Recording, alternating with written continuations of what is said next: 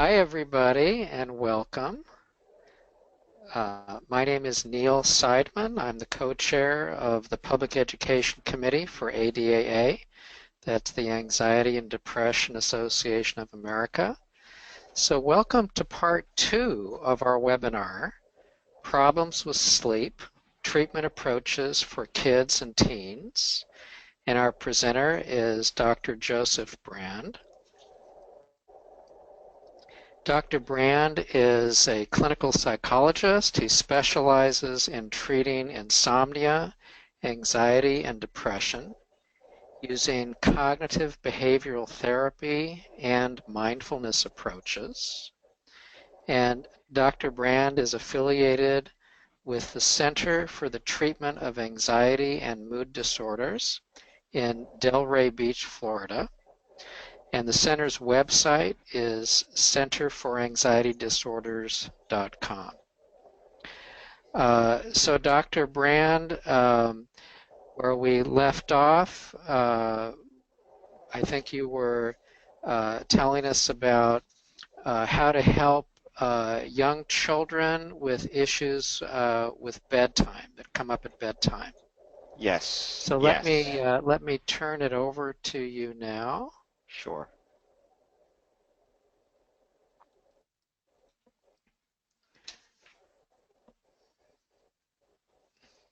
Okay. Let me get into. Great. Okay. So I think this is where we left off with part 1. Yes. So we were on this slide here talking about some token economies and some bedtime charts to use to help promote more helpful bedtime and sleep behaviors. And before I start, thank you for having me back. Oh, thanks for continuing for us. Yeah. Had a blast with the first part, so I'm happy to come back and finish the talk. So yeah, we left off talking about what we call behavioral insomnia, which is a type of insomnia that you see in children. Specifically, we were talking about a subtype called limit setting behavioral insomnia, which is really specific to preschoolers and school-aged children. So usually you're talking about the 4 to 12 age range. And where we left off was talking about how to reward helpful and healthy bedtime and sleep behaviors. One of the most helpful things there is what's called a token economy. You come up with a nice little chart. Here are a couple of examples here. You decide what are the what are the behaviors that I'm really looking for out of my kid right now? To help them at bedtime. Correct. Oh, So a big part of what we spoke about last time was steady and consistent bedtime routines, steady and consistent sleep and wake times, and this is a way to help kind of promote that. So you want to reward the consistency and the steady bedtimes night in and night out. And so that involves rewarding behaviors around bedtime that'll promote getting to bed faster, getting to bed more efficiently, getting to bed without refusing or complaining or stalling. And so we want to incentivize a little bit, and that's a good thing to do. Rewarding your kids for behaviors that you're looking for is always going to be helpful. I love this. I love this chart that you're showing because the kid and the parents also can see how they're doing, and just having a little sticker or even a check mark is in itself, I think, rewarding for everybody. Totally, absolutely. Kids do it at school all the time. They have behavior systems at school where if you end the day on your green card, that means you get a prize. If you end the day on an orange card, it means you got a warning and you don't get a prize that day. So kids are super, super responsive to anything that they can see and touch that lets them know what kind of job they're doing. So they like it when they get to take the sticker and put it in that Monday slot right there. And they like it when they get the sticker and they get to put it in any of these other slots. And then they get to look and say, oh, cool, look, every day this week I was able to put on my pajamas when mom and dad told me to. While at the same time, mom and dad are giving them a ton of verbal labeled praise about what a good job they're doing. Kids by and large respond really, really well to verbal reward and to tangible reward, and this is a way to get those two things to kind of dovetail. Not to mention when you're going with a sleep chart like this, and again, these are very, very easy to design and very accessible. These are from the internet, nothing magical, nothing rocket science about them. And as they put these stickers on, you guys decide, you guys meaning, parents and kid, decide ahead of time, so what do I get to cash these in for? What's my reward? So if I get this week, if I get 3 out of 4 stickers every day, if I get 4 out of 4 stickers 3 days this week and 3 out of 4 the other days, I get to exchange those for a bigger prize. So all those stickers that I got, all those tokens, now I can exchange them for, a favorite meal, a trip to the movies, to a game with mom and dad, a new video game. You want to keep the incentive reasonable, so you don't want to go too small, so another sticker isn't going to be too incentivizing for them. And you don't want to go too big, so we kind of joked last time, don't get them a new iPhone, don't get them a new car, save those for much, much bigger things, but something that they're going to want, they're going to look forward to, but Great. it's also reasonable.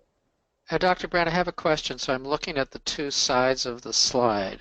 Sure. So we've got the chart on the left, and these are the achievements that they get the stickers for. Sure. And these, I guess, are examples, but they sound like really good suggestions, putting on their pajamas, brushing their teeth, getting into bed, staying in bed all night. Then on but the parent might change those depending on what they want to incentivize, right? Oh yeah, absolutely. There's no hard and fast rule for which activities you need to have on the chart. Whatever fits the routine. If you have a kid who really likes to read with mom and dad or at night, maybe that's part of what goes into the quiet play, or you can change out one of these for that, or add to this. Doesn't have to be just 4 either. If especially if your child is having a lot of problems, if your child is if putting on PJs is taking at least 20 to 30 minutes, if brushing your teeth is seeming like it's a nightmare, if any of these what are seemingly small and simple behaviors are taking a long time, and if they're all taking a long time, you really want to reward the heck out of all of them if you can. So I really don't mind. You can kind of see on this one on the right over here, there are 12 steps in a nightly routine as opposed to 4 in this first chart. Right. So now what I've seen on the right is this is like the whole routine. So some of the parts of the routine might be easy for the child.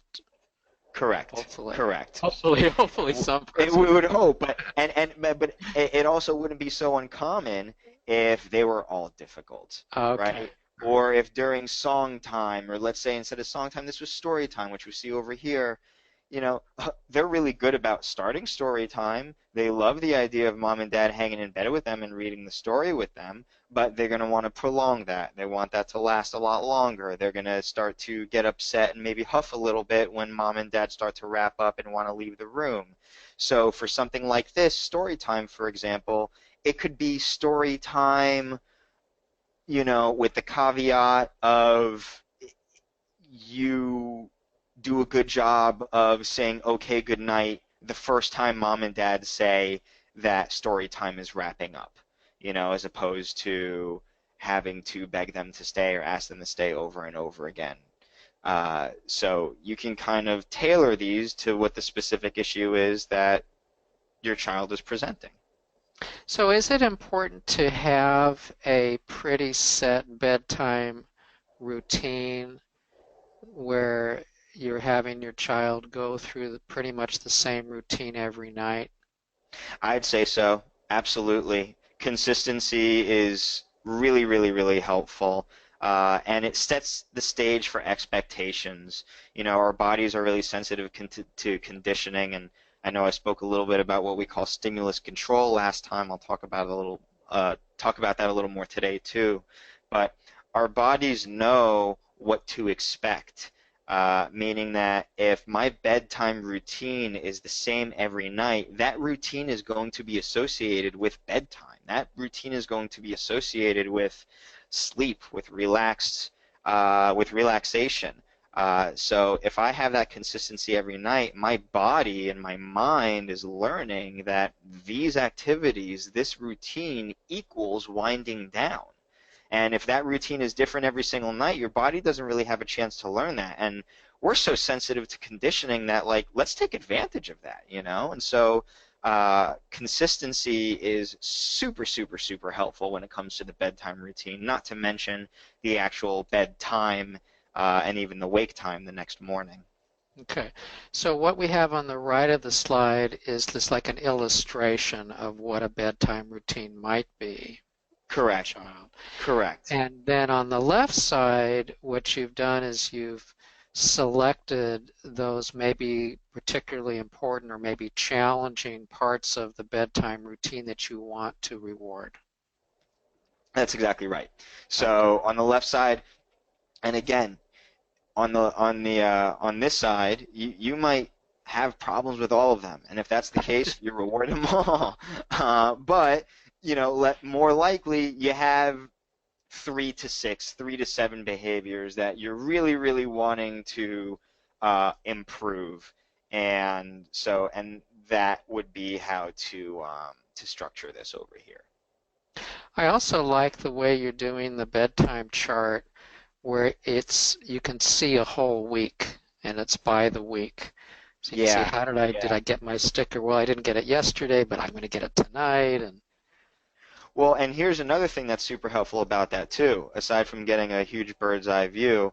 Uh, this gives mom and dad and the child a lot of good information. So let's say Tuesday night, Wednesday night, Thursday night, even Friday night, the kid's doing great. They're getting all their stickers, they're checking off all the boxes. And let's say the weekends are pretty good too, but like let's say Sunday night, you're looking at every week, they're getting way less stickers. Okay, so what is it that's going on Sunday night? What's making that different than every other night of the week where they're having a much harder time checking off all these boxes? You know, I use Sunday night because that's typically a much harder night for everybody in the family, getting ready for the week and whatever kind of anxiety you might even have about the week and how that affects you and what anxiety the child might have about the week, and maybe that's affecting the nighttime routine, but you can pick up on patterns. So if you can tell that they're much less compliant on Sundays than they are the other nights of the week, or they're really good about everything, but for whatever reason brushing their teeth just seems to be like a real pain in the butt here, what's going on? That gives mom and dad a chance to either talk with the kid about what it is or make some adjustments on the fly in terms of maybe there's something else they want to reward, or maybe there's another way to reward brushing teeth. You know, if it's that hard, then maybe it's brushing teeth for 30 seconds and then building that up incrementally. The whole point is you can get a whole lot of really good data to pick up on patterns for what's working for your kid and what's not. wonderful. Thank you. Sure, sure. So continuing, a few more notes on limit setting, which is what we're talking about here. So what if my kid's simply not tired? What if we're doing the whole bedtime routine? What if it's consistent every night of the week? What if? And when push comes to shove, they get into their bed, no problem, excuse me, but they simply can't sleep. You know what? That's okay. That's all right. As your child gets older, that circadian rhythm does shift a little bit, and that is different for every child. So your kid's natural sleep-wake cycle might be a tinge different than another child's, and that's okay. You know, it's all right for the kid to stay out of bed for a little while. Do some of that nighttime routine, bedtime routine in another place of the home, especially when it comes to things like story time or any other kind of pleasant activity with mom or dad. That doesn't have to happen in the bed. In fact, if your kid's really having trouble falling asleep, almost better that it happens out of the bed. Leave the bed strictly for sleep and let them do whatever it is that they're going to do until they start to feel sleepy. Let that sleep drive build up naturally for your kid as opposed to forcing them to go to sleep at a time that their body might simply just not be ready to do that. And if that's the case, if you're starting to feel like, you know what, I feel like my kid has a pretty good bedtime routine and their sleep-wake time is pretty consistent, but they're still having trouble going to sleep, then you know what, maybe it's worth getting some more data, okay? And if you're going to get more data, track the times that your kid is actually falling asleep. So if you're putting them to bed at, let's say, 8:30, 9 o'clock, and you're checking on them, 45 minutes later and they're still awake, and then you check on them again another 20 minutes later and now they're asleep, okay, so maybe he or she's falling asleep a little more closely towards, X time than the original bedtime that I had set out for him or her. And if that's the case, then yeah, maybe you want the kid to stay out of bed a little bit, extra calm playtime, and whatever else is going to be helpful for that nighttime routine, and try pushing the bedtime routine back a little bit. Set it for 30 to 45 minutes later than you usually would. Get the ball rolling. If let's say bedtime is at 9 o'clock, and let's say the whole bedtime routine is about, let's say 45 minutes, especially if they're going to be bathing and brushing their teeth and bedtime and all that kind of stuff. So let's say realistically they're getting started with their bedtime routine around 8:15, right? Well, if you track your child's actual sleep time, not bedtime, not the time that you're putting them to bed, but the time that they're actually falling asleep, and you find that that's happening much later, then try starting the bedtime routine later. So if you're usually starting the bedtime routine at 8:15, push it back. Maybe get started closer to 9, 8:45, 9 o'clock. And once falling asleep is becoming easier for your child because it's a little more in line with what's naturally going on with their body, then you can start to move the routine up incrementally every week. Let them adjust naturally to that new bedtime. And that's going to be more effective than just saying, nope, your bedtime is 9, you better be in bed by then no matter what. I don't really care what the excuse is. Good luck falling asleep. You'll probably have a little better luck trying what we call this bedtime fading, which is what I just described, especially if it's simply that your child's circadian rhythm is a little later than maybe your average kid. Okay, that And then, makes a lot of sense, that strategy. so then the last thing I have on the side is what we call a bedtime pass, and that is essentially a ticket of admission, if you will, to get out of bed. So if you have a child who they go to sleep okay, but they pop out of bed 3, 4 times a night to check in on you guys, then you can say, okay, here are 4 quote-unquote bedtime passes. Now, you have to use one of these. You have to turn one of these in, right, every time you get out of bed. Now, if you run out of your bedtime passes, you don't get X prize at the end of the week.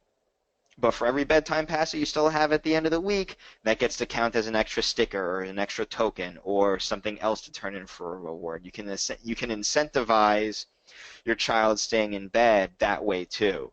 And it teaches them to kind of be economical with their decision to leave bed. Okay, is it really worth it for me to get outside, to leave my bed right now and turn one of these into mom and dad? Or I know that if I don't do that, I could get that really cool game on Friday where I could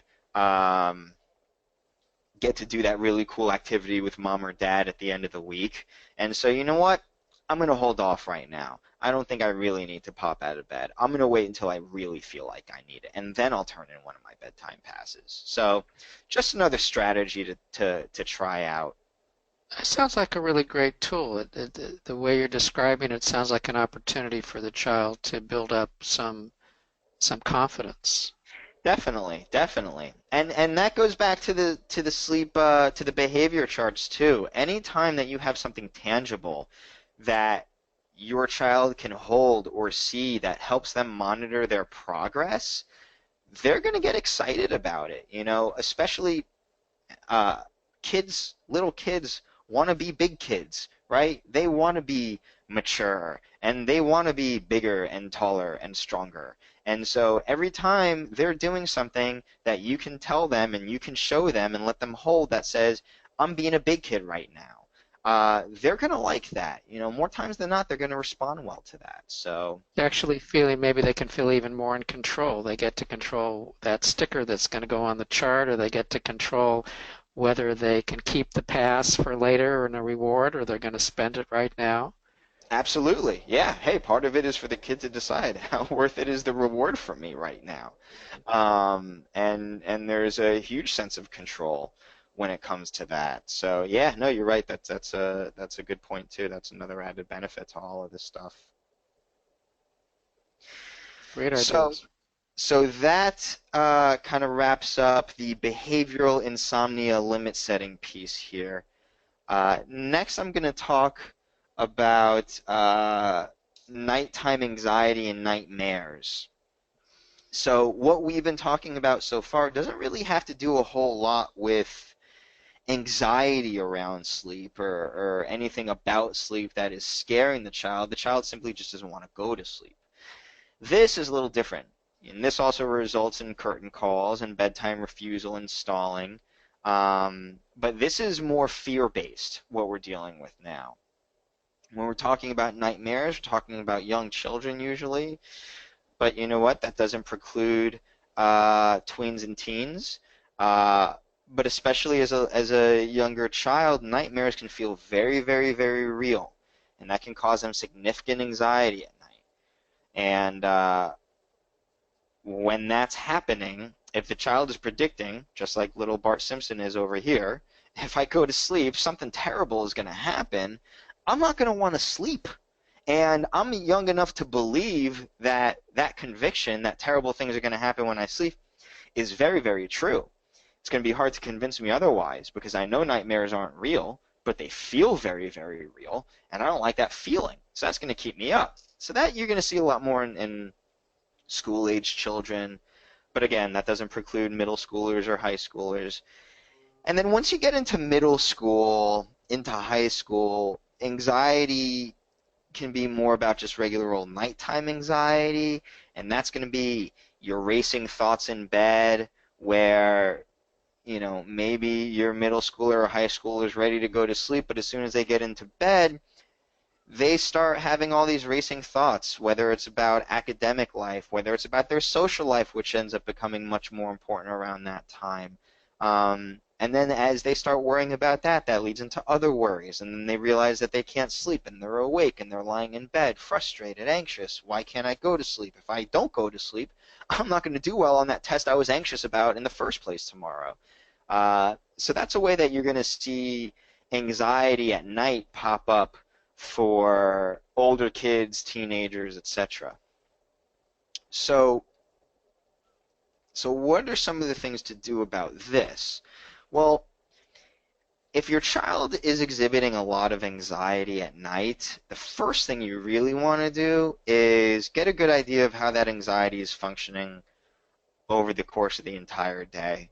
Because if it's not just limited to nighttime, if you have a kid who's always worrying about school, always worrying about their social life, always worrying about their performance on tests, or any other kind of anxiety that they're expressing, then maybe instead of a nighttime sleep issue, you're really dealing with more of an anxiety disorder. And that's worth addressing, obviously under the care of a therapist who can treat the anxiety disorder as a whole and not just the nighttime. But if it's not that, if you're finding that this really is happening just at night, then here are some other things that you can do, and we'll start with younger kids. So again, you can reward positive behavior with the token economy. Like I said, I was just talking about big girl, big boy behaviors, make them feel more autonomous, more confident, more in control. You can practice during the daytime when it's less scary for a child some of the stuff that they're going to do at night. So if they're scared of the dark, you can kind of spend more time in their room with the light off during the day so they can kind of habituate to that sensation. You can try what's called a flashlight treasure hunt in the bedroom at night. So you still have the lights off, but you place, as the parent, you place little, let's call them kind of quote unquote Easter eggs around the bedroom, like a little scavenger hunt for the child around the bedroom. And in order for them to do the scavenger hunt, the light has to be off, but they can have a flashlight to find whatever Easter eggs, quote unquote, you kind of laid out for them. And so this gives them a chance to spend more time in the bedroom in the dark, right, confronting the fear, while also doing something fun, which is incompatible with fear. So again, another strategy for habituating. And this is a little more, like I said, more specific to younger kids, especially when they're scared of the dark, stuff like that. Now, what else can we do?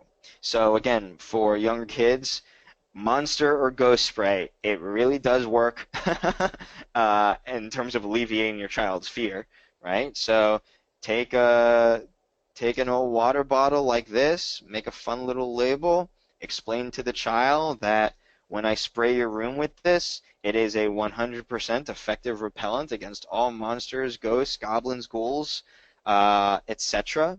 And they can be confident sleeping in their bed at night because their room has been sprayed. Now, if you have someone who's old enough to see through that, you don't want to use that strategy. But for younger kids, certainly something that can be very, very effective. Now, for older kids, teenagers, older children, I like something that's called worry time.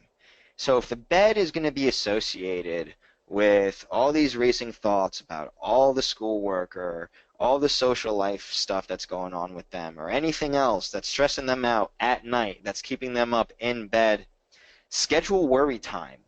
What you're basically saying is, okay, you're going to worry about this stuff anyways. All right? So let's at least make it happen at a time that isn't interfering with your sleep. So I am serious when I say schedule in your calendar an hour a day or 30 minutes a day for worrying, and make that, let's say, at 4 p.m., 5 p.m., before dinner, whenever you want it to be. And during that time, your child or teen can worry about everything and anything they want. Write them all down, write down what all the worries are, write down what all the possible solutions to those worries might be, right?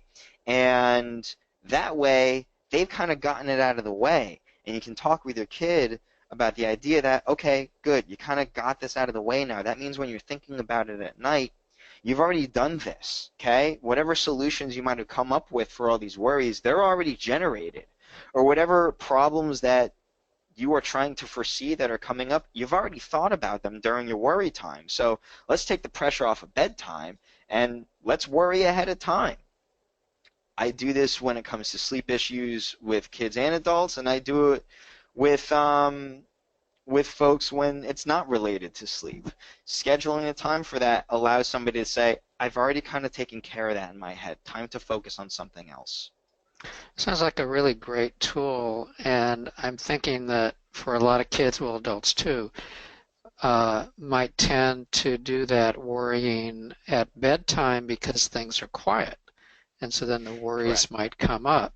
So if they're Correct. intentionally scheduling a time, oh, now it's time to do my worrying, that gives an opportunity for those worries to come up, and they're hopefully doing some useful processing when they're doing the worry, but at the very least, it's not going to interfere as much with their sleep.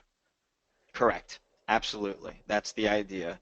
The idea is that we've already done this, we've already processed this, we've already thought about this, and that opens up our bedtime when it is quiet and there isn't as much stimulation going on to focus on something that's a little more relaxing. Or, hey, not focus on anything at all, best you can. And that kind of dovetails in with this next suggestion over here, relaxation exercises. I do diaphragmatic breathing, also known as belly breathing, progressive muscle relaxation with just about every patient that comes in here.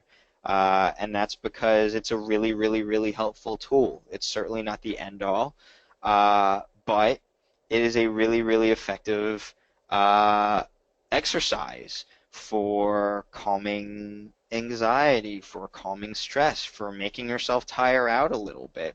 And there are tons of resources online when it comes to diaphragmatic or belly breathing and progressive muscle relaxation. It doesn't take more than a quick Google search to find a lot of information on how to do all of this. And the exercises themselves are very, very brief and very, very simple. So to me, those are slam dunks to do at nighttime, especially if you have a child who is susceptible to worrying a lot at night. Great idea. And then under that, I have self-talk. You know, these are good cognitive strategies for managing anxiety. The first one I have over here is really good for school-age children, even preschool age, and that's the worry bully. You know, when we have fears, when we have anxieties, they feel incredibly real to us. They are our truths. You know, that's especially true when it comes to nightmares and being scared of the dark, a lot of childhood fears. What can be really helpful is externalizing that anxiety. So we know that every time I've gone to sleep, I've woken up fine the next day. We know that just because it's dark in my room doesn't make it any more dangerous, right? We know that the nightmares aren't real and they can't really hurt me. But nevertheless, my fear is telling me that it's real enough that I have to listen to my fear. I like to externalize this by referring to this as like the worry bully. And with kids, you can explain to them, hey, hey, hey, hey, this isn't you, right? These thoughts aren't real. It's almost as if there is another kind of entity within us who's tricking us into believing these things, like a bully. You know, a bully's whole purpose is to make you upset and make sure that you're not having fun, right? And as a child, your job is to, you know, listen to your parents, go to school, but have fun. You know, your job as a child is generally to be happy. And the worry bully's job is to make you not happy and is to make you scared. So when you have worries about your nightmares, when you have worries that it's going to be really scary in the dark or that mom and dad aren't going to be around in the middle of the night to save me, that's the worry bully talking to me and convincing me that all these things are really, really scary. And my job now is to be brave and strong and stand up to the bully and talk back to the bully and tell the bully, no, no, no, I am safe. I'm always safe when it's dark outside, or in my room rather. Mom and Dad have sprayed my room with monster spray, so there's no way anything can hurt me tonight. And you, the worry bully, are just trying to make me sad and scared. I even have kids name the worry bully, draw it out as a little kind of photo or comic fighting back against the worry bully, but externalize the worry bully as if to say, your fears is really someone just trying to mess with you, and you can talk back to that. So I'm a big fan of using the worry bully, especially with school-age kids, and even with older kids. Just help them come up with reasons why those fears that they have maybe aren't 100% based in fact. So if I have a teenager, a middle schooler, or a high schooler who's really, really worried about school all the time, school really consumes them, and they're kind of perfectionistic maybe, and so they worry a lot at night about how they're going to do on tests or on homework or what the teacher's going to think of them. Have them come up with all the reasons why they're going to be okay.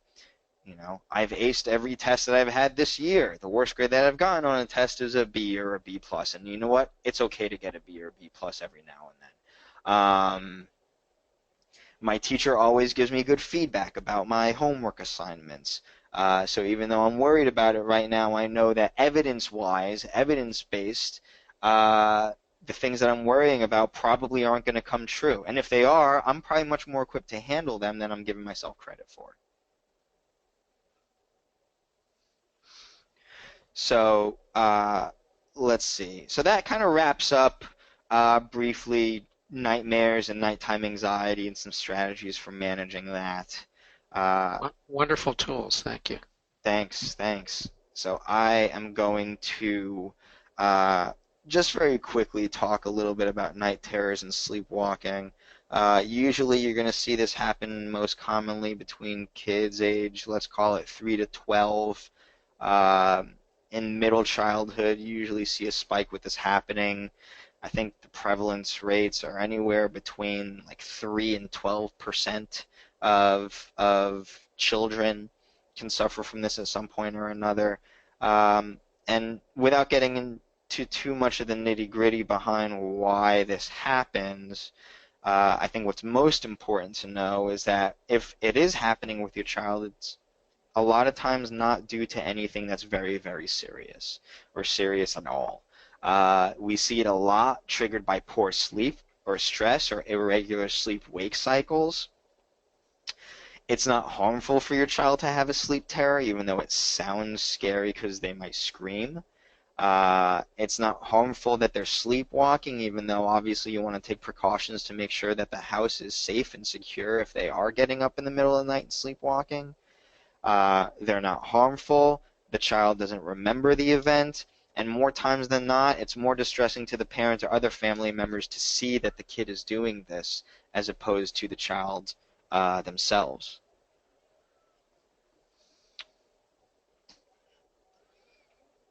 So should I wake them up? And I know there's a lot of kind of the common myth out there that if you wake them up, it's going to be dangerous or there's going to be a horrible reaction, etc., etc. You're not going to cause anything serious if you try and wake them up. It might prolong the event a little bit, but you're not going to cause any damage by trying to wake them up. What you really ought to be doing is looking on how to improve the bedtime routine and the sleep schedule. Again, coming back to consistency, stability, predictability, all that kind of stuff is going to be incredibly helpful. And managing safety issues, obviously, when it comes to sleepwalking. So locked doors, alarm systems. You could even put a bell on the kid's door, so you as mom or dad know when they're awake and moving outside of their room.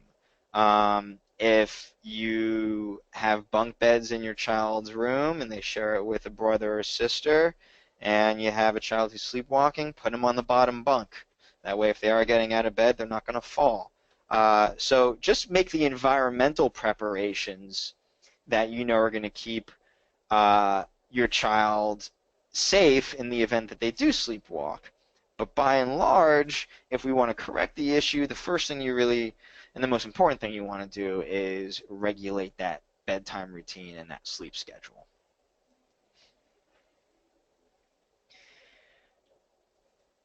So that takes us through childhood sleep issues. Now I want to talk a little bit about adolescent sleep issues, how these pop up, what we can do about them, why they happen.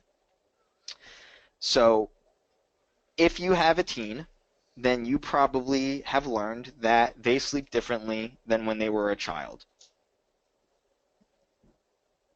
They probably sleep quite differently from when they were a child.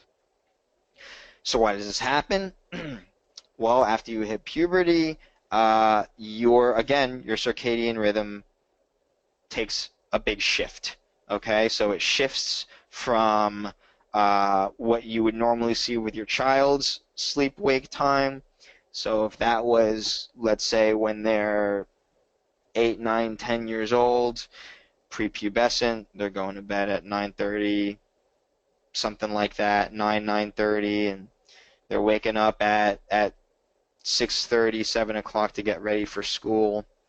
When now all of a sudden, after puberty, that natural sleep-wake cycle has shifted. So that means they might need only the same 8 hours of sleep that they were getting when they were 8, 9, 10 years old, 11 years old, but now the time in which their body prefers that to happen is different. So it starts as, like I said, something around 9 to 6, 6:30, but then it's going to change, and now they're going to want their 8 hours from, call it 12 to 8, right? 1 to 9. Well, That's that's not going to work so unfortunately good for this. that's too bad. Exactly. That doesn't really fit with the rules of the world. Um, and for whatever reason, in a lot of places, high school starts very, very early. And there have actually been some pushes in different parts of the country to try and delay high school start times for this very reason. Um, most schools, most people know at this point that teenagers just aren't built to go to sleep at 10 p.m. and wake up at 6 a.m. It just doesn't fit their bodies well. Uh, and so some high schools have pushed for later start times, but by and large that really isn't the case. So what you really see happening is you see sleep deprivation throughout the week, right? Because they can't go to bed until at least midnight. They still got to wake up at 6. So now you're talking about a teen who's probably getting anywhere between 5 and 6.5 hours of sleep per night in the middle of the week. So as the week goes on, they're exhausted. Maybe they're coming home and they're napping. Maybe they're having trouble staying awake during class. And then the weekend comes around and the restrictions of the sleep schedule are off. So now, not to mention they get to have a social life. So now, on the weekends, they're compensating. So they're probably going to bed even later than they normally would on the weeknight. So now they're going to bed around 2, 3 in the morning. And then they're waking up on a Saturday or a Sunday at, name a time in the afternoon. And if you don't wake them up, they could probably sleep as long as they want to because they're catching up. And that throws off the weekday sleep cycle, and kind of round and round we go. So this isn't So looking good for Monday morning now with that kind of a pattern. not in the least. No. Mondays tend to be really bad, and if you have a teenager, what you probably see is it's super hard to get them out of bed and get them going in the morning. You might get reports from school that they are putting they're not paying attention. They're putting their head down in the middle of the class. They're even falling asleep. Um, it does not work well for getting the week started and keeping the week going. So the most common issues that you see in adolescents are insomnia and this delayed phase shift disorder, which is a circadian rhythm issue, which is what we've really been talking about, what I've been describing, where you want that same chunk of sleep, but it's just moved over until later in the night and later in the next day when they wake up.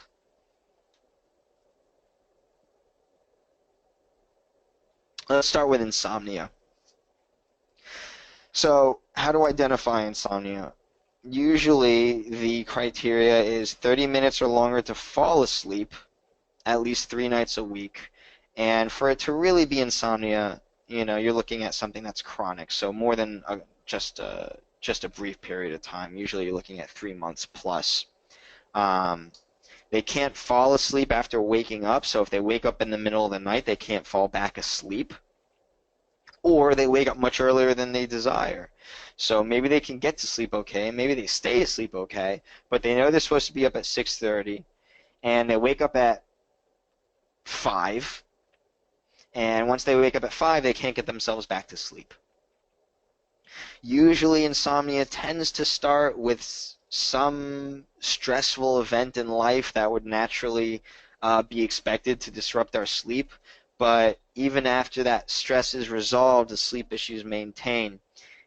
this little kind of quick little comic here is one of those ways that sleep issues tend to maintain. Insomnia sharpens your math skills because you spend all night calculating how much sleep you'll get if you're able to fall asleep right now. And all that clock watching and worrying puts on way too much pressure to fall asleep effectively.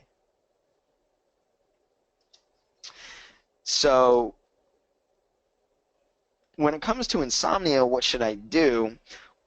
So in part one, I know we discussed stimulus control. Here are the rules for that, laid out, written out, so you know that you have them.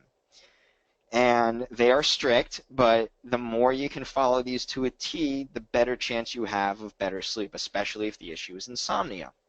So the bed is only for sleep. Anything else should take place outside of the bed.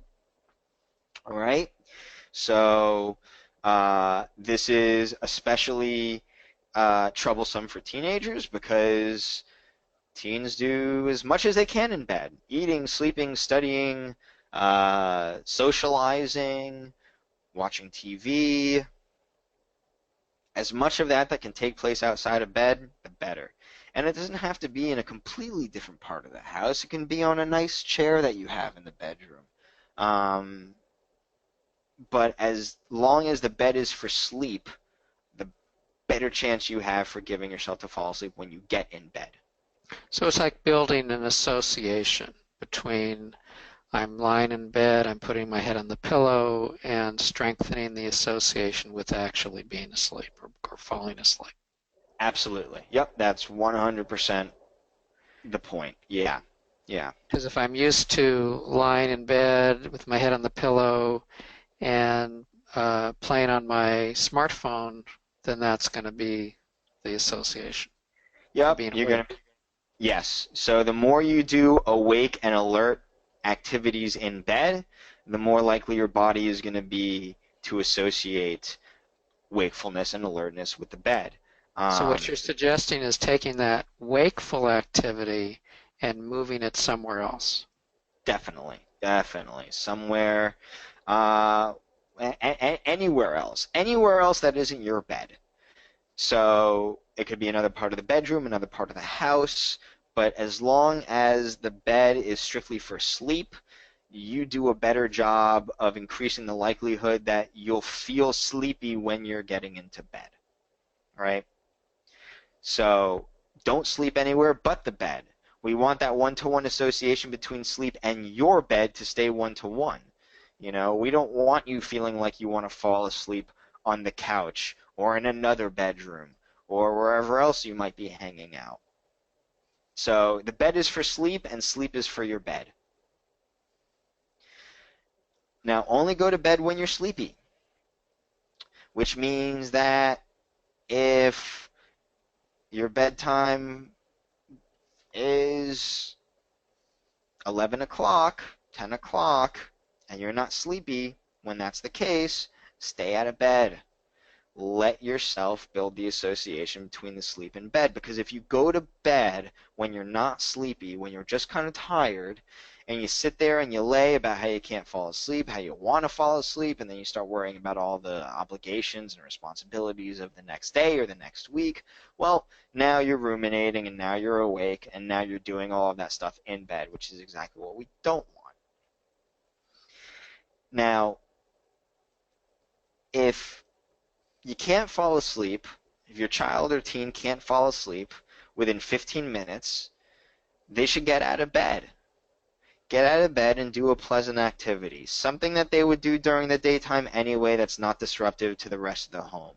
So they can read, they can do some, I really like puzzles or Legos, or adult coloring books are also very relaxing. Anything that they would do listen to some pleasant music, do some of those relaxation exercises I spoke about a little earlier. I wouldn't recommend blasting death metal and doing jumping jacks at that time. That's probably not the most effective thing. But anything else, again, that would be daytime, that you would do during the day anyway, that would be pleasant, relaxing, and non-destructive. And basically what you want to do is as soon as you notice that you're awake, get out of bed, do that activity as long as you need to until you feel sleepy. And as soon as you feel sleepy, get back into bed and try again. And if it doesn't work and you start to feel awake again, as soon as you get back into bed, get back out. If your teen truly has insomnia, then this is going to take some practice. This is going to take a little bit of practice, and it's going to be a little more of a pain up front than later. So I wrote at the bottom here, the yo-yo effect is okay, and what I mean by that is when you're first trying this out, you might be bouncing back and forth between your bed and wherever else it is that you are doing those pleasant activities because you're so used to being awake and alert in bed that you might get tired. But as soon as you go back to bed, your body has not broken that association yet between the bed and wakefulness. So it'll take a lot of bouncing up and down over those first couple of weeks before you really get the benefits. But once you do get the benefits, they're there, and they're there to stay as long as you keep following the stimulus control rules even after any sleep issues have resolved.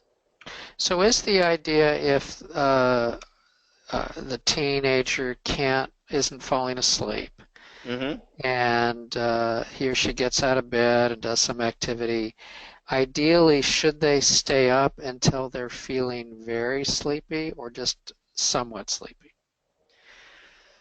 It's a good question. For me, and it takes a little bit of finesse as the person going through it because you have to start to delineate the difference between my body is tired or I could really fall asleep right now. And I think as soon as you get to the point that you think you could fall asleep if you got into bed, then I would go for that. I don't think you need to push yourself past that. Give yourself the opportunity, because if you can't, you'll just come out of bed again and you'll try again as soon as you feel sleepy. So I don't think you need to overextend it. For me, I think as soon as you feel like, yeah, I could probably pass out right now if I got into my bed, that's when I would give it a try. Sounds good. So what else? I love maintaining a sleep diary, and if I'm doing this in the context of therapy and not in the form of kind of giving strategies and suggestions via a talk, then I am 100% keeping a sleep diary. And if you are under professional care, if you are in therapy for insomnia, then ask about sleep restriction, which is something that I won't get into a whole lot today because I don't think it's anything that, in fact, I don't just think it, I know it's not something that should be done without proper supervision of a professional, because what essentially you do with sleep restriction is you crunch in your sleep time so you're getting much less sleep than usual to build up that sleep drive and then extending your sleep time over the course of weeks. I don't recommend trying this at home unless, again, like I said, you are under the care of a trained professional who knows how to do cognitive behavioral therapy for insomnia. I can't stress that enough. But maintaining a sleep diary, you don't need to be under professional care to do that, and it can be very, very helpful. So what else can you do? Positive self-talk. It's all right that I'm awake. I've functioned on less sleep and done more. And there have been days where I've gotten perfect sleep and had a really bad day. So just because I'm not sleeping tonight doesn't mean that my day is going to be terrible tomorrow. You know, I can function even when I'm tired. I've done it plenty of times before. If I don't sleep tonight, great news. I have another chance to do it tomorrow night and the night after that. I want to take the pressure off of how important it is to sleep tonight. Right? And if I can do that, then I actually give myself a little bit of a better chance to fall asleep because I'm not hyper-focused on it. And again, relaxation exercises can be quite helpful, especially during those times where you're trying stimulus control and you're out of bed at night. And you want to relax your body a little bit. Never a bad time to do those. So that brings us to the delayed phase shift issue, which is what I described earlier. Now, You might be thinking if you are taking a look at this webinar, so what's the difference between my teenager possibly having insomnia versus the circadian rhythm issue that I'm talking about?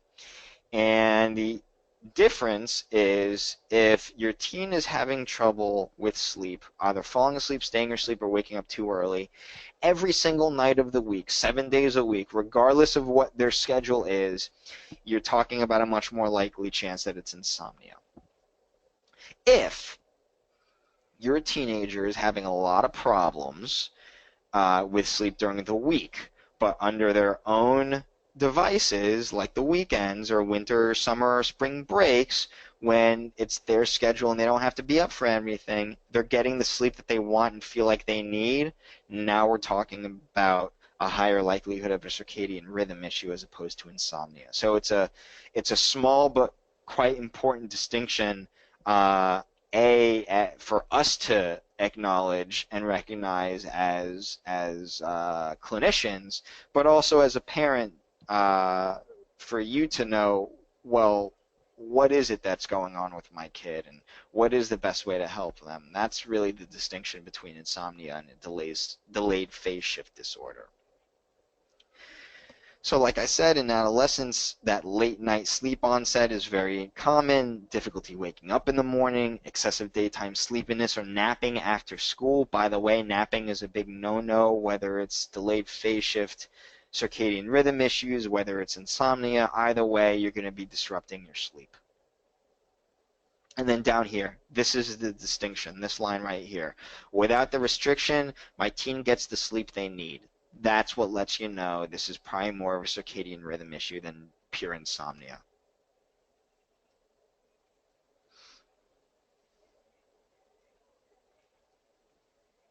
So at that point, what do we do? Well, consider the motivation for improving their sleep, and that's going to be the case for insomnia too. Um, they want to stay up late, right? Even at the consequence of feeling very tired the next day and sleep deprived. And you want to talk with them like, so what are the benefits of the way that your sleep has kind of impacted your life right now versus the way that it could be?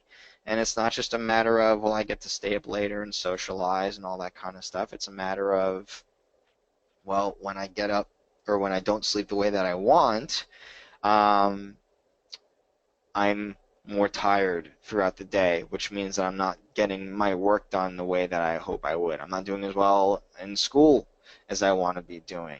I'm too tired to be as social as I want to be. My mood is worse. My anxiety is worse. My temper is worse. I feel worse. I feel like I don't have energy. Um, and how important is it for them to hold on to that, meaning the status quo, versus improving their sleep? So motivation is going to be something to consider when you are working with a teen with poor sleep. And that might be effective coming from a parent, but I know that a lot of times teens don't necessarily view their parents as the most credible of sources.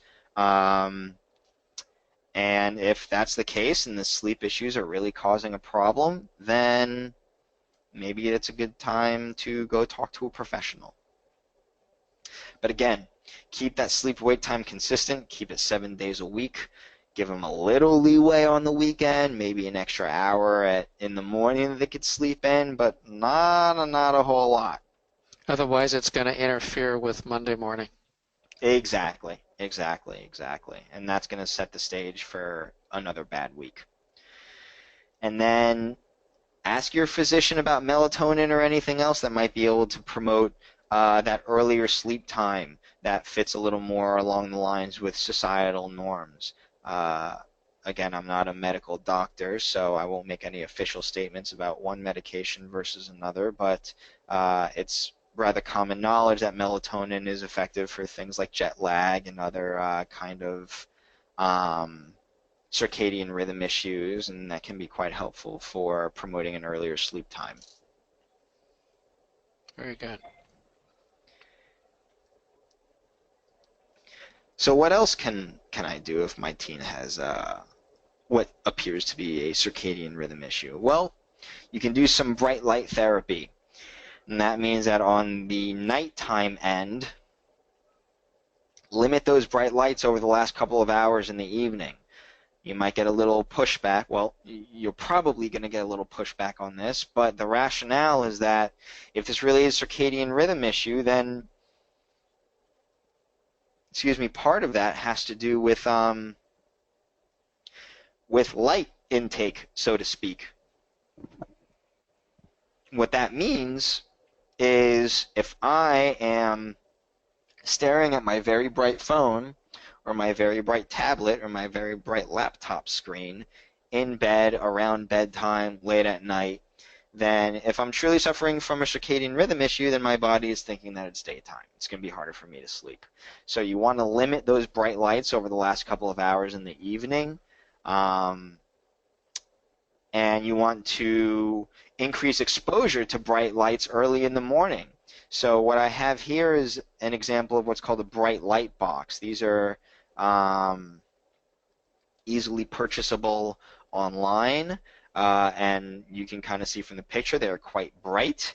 So what you do is you keep them near something that you're going to be doing in the morning, either in the bathroom or somewhere in the bedroom, if you're reading or writing emails in the morning before you start to get your day going, but do that out of bed with that light on. It starts to get that natural wake time earlier and earlier. So limit bright lights, backlit screens, anything like that over the last couple of hours leading to bedtime in the evening, and expose more bright light in the morning to get that circadian rhythm back in line, at least closer to where we want it to be. Great suggestions. Thank you. Thank you. So, screen time.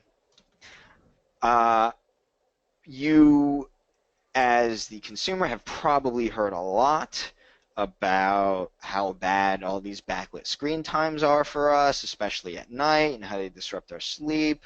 And so I just want to take a moment to speak to this. How bad is it? How much is it really affecting my kids' sleep? And is it really worth intervening when it comes to an issue like this? The short answer is it's affecting their sleep. Why? That might depend. Okay? So, and you see I say here, is it throwing off the circadian rhythm, or do we have a problem with stimulus control?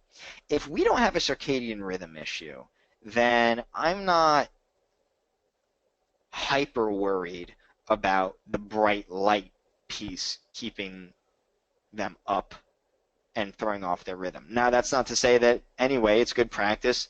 Dim those lights, get them off of technology early anyways, because the other issue that it might bring up is issues with stimulus control, because chances are they're spending a lot of screen time in their bed, getting ready for bed. And if that's the case, it's going to be hard to tease out, well, is she or he sleeping worse because it's throwing off their circadian rhythm, or are they sleeping worse because they're associating the bed with the time that they get to be on their iPad or their iPhone or whatever else with free reign? So it's probably both. It's probably a little bit of one versus another, depending on your child and their specific sleep issues, but I think we can reasonably say that it is disruptive to sleep in some capacity. And if it's certainly a circadian rhythm issue, then it's definitely affecting sleep because of that. If not, maybe we're looking at a stimulus control issue.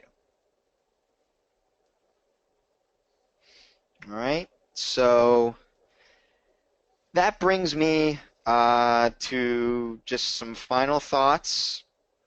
So we focus primarily on behavioral sleep issues and behavioral management of these problems.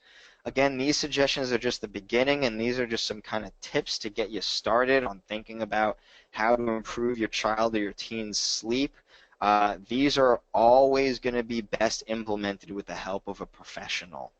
And so you can give some of these a shot on your own, but if you're feeling like you're having trouble hammering out the fine details of implementing a token economy or behavioral bedtime chart, or talking with your teen about motivational issues for better sleep.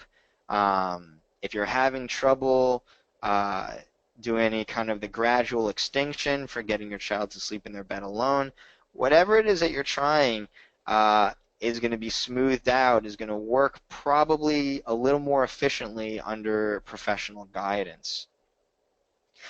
And if they really are struggling with chronic sleep issues, take them to see a doctor. Rule out any kind of medical basis. You know, some sleep issues are medical in nature, and I really didn't cover any of those. Those include sleep apnea, narcolepsy, restless leg syndrome. If you suspect that your child is suffering from any of these, go see an MD. Go get them checked out by their primary and see if it's worth taking additional steps from them. Maybe the primary says, you know what, no big deal. They should outgrow this. Or maybe they say, yeah, you know what, it's worth us looking into this a little better. I want you to go get a sleep study, or I want you to try this medication or this device. I think the bottom line is whether you're going to be using behavioral strategies to manage sleep problems, or if you suspect any other kind of sleep issues, always better under the care of a professional.